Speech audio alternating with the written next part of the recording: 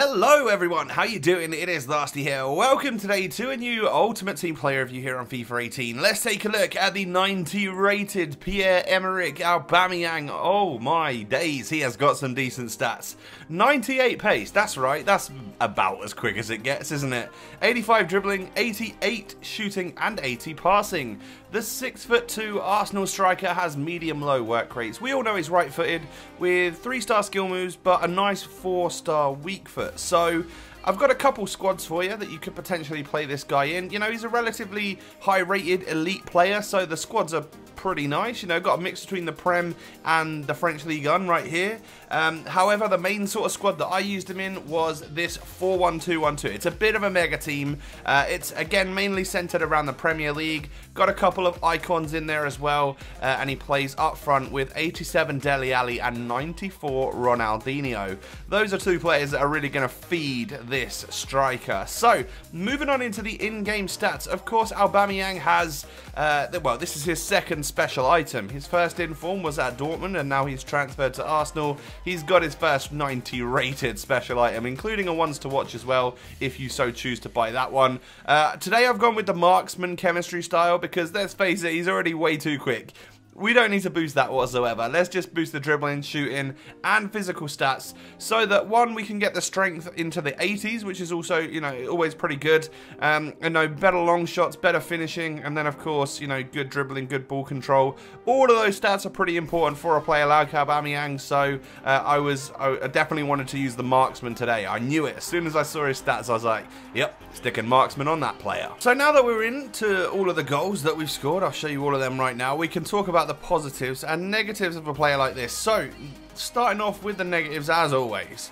Only a couple things to really note here, and one of them, I guess the main one, is the fact that he is only a 3-star skiller. You know, we're talking a very expensive Premier League striker. There's lots of different choices that you guys have when choosing a Prem striker, so maybe this is someone that you disregard because he has lower skill moves. I don't know, but it's just something to bear in mind. Of course, he can't do the Berber spin, the Giovinco spin, all of that useful stuff, but he can do the odd roulette, and of course heel clicks and stuff still work just fine. And then agility and balance, you know, we got the agility up to usable levels. He felt alright, but he is a 6'2" striker with low balance, so he just doesn't feel like he could turn super quick. But again, that's not a huge deal when it comes to Aubameyang, because his overall pace sort of overrides everything. So yeah, again, just something to bear in mind. You're not going to be turning on the spot like you would with someone like Sergio Aguero, for example. So now moving on in to the positives. Obviously, we start with that crazy stat of 98 pace. His acceleration is rapid, his sprint speed even better. It's basically near perfection, so I feel absolutely no need whatsoever to try and boost that with a chemistry style. He feels like the quickest player I've used on FIFA. He really does. Every time I use Aubameyang, I'm like, God, this guy's lightning quick. And with that, he's very well positioned. And part of this could be down to his reactions. You know, again, with the marksman, we've boosted his reactions to really high levels in the 90s, and it just seems that he is so ready to go. And one or two of the goals that you'll see here, I get through on goal, take the shot, keeper maybe saves it, but he parries it out, and I am the first player to get on that with Aubameyang, and he is going to stick it in the back of the net. Really good reactions. He makes class attacking runs as well.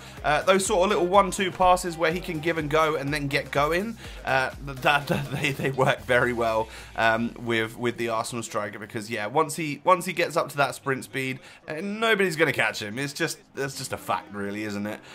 You might even have centre-back Kyle Walker in your team, but he's still not quick enough to catch up with Aubameyang once he gets going.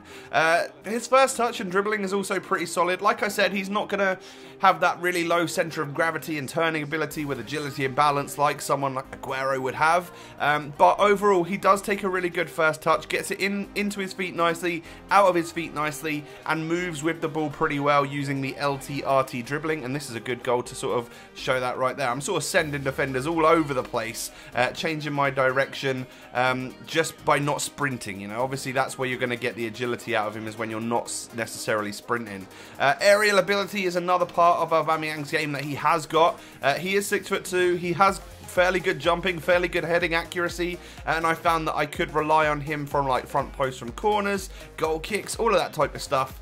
And the final two positives I've got for a player like this, well, something that I wasn't expecting. I didn't think this Aubameyang was going to be very strong, but we did boost him to 84 in-game with our chem style today, and that just takes the edge off a little bit. It means that he can receive the ball back to goal, hold off the defender for a little bit longer than, you know, a lot weaker player would be able to, and then shift it off to, you know, Ronaldinho or Dele Alli, and then start making his run. And it makes all the difference, I've got to say. And then his shooting seems pretty awesome. You know, volleys seem to work, low-driven shots once he's through on goal one-on-one, which is going to happen a lot. You're going to create a lot of those one-on-one chances just because of his pace and his movement, and then little finesse shots, all of that stuff seems to work really well. So yeah, in my opinion, definitely an upper-tier, high-level Premier League striker. If you can get over the fact that he's not got the 4-star skills or above, then I think he could be the striker for you. Anyway, guys, let me know down below in the comments, is 90 rated Aubameyang right for your Premier League squad?